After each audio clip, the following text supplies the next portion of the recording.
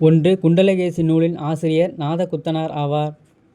2. குண்டலகேசி காப்பியம் என்பது ஒரு பௌத்த சமய காப்பியமாகும்.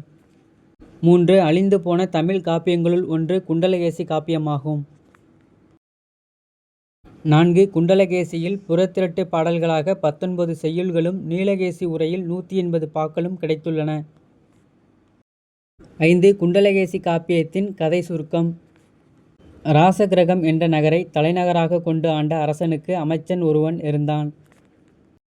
அமைச்சனின் மகள் பத்திரை திருட்டு குற்றத்திற்காக தண்டனை பெற்ற ஒருவனை விரும்பி மணக்கிறாள்.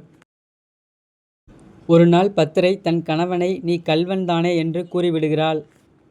மனைவியின் சொல் கேட்டு மனம் வருந்திய அவன் மலையிலே உள்ள தெய்வத்தை வழிபட்டு வருவோம் என்று வஞ்சகத்துடன் அழைக்கின்றான். மலையின் உச்சியை அடைந்ததும் பத்திரையை கொல்லப்போவதாக கூறுகிறான். உங்களை ஒருமுறை சுற்றி வணங்கிய பின் என்னை கொன்றுவிடுங்கள் என்று பத்திரை கூறுகிறாள். பத்திரை அவனை சுற்றி வருகையில் பின்புறமாக மலை உச்சியிலிருந்து அவனை கீழே தள்ளி கொள்கிறாள். வாழ்க்கையில் வெறுப்புற்ற பத்திரை ஒரு சமண பள்ளியை அடைந்து துறவறம் ஏற்கிறாள். பின்னர் பத்திரை சாரி புத்தரிடம் வாதத்தில் தோற்று புத்த சமயத்தை தழுவுகிறாள்.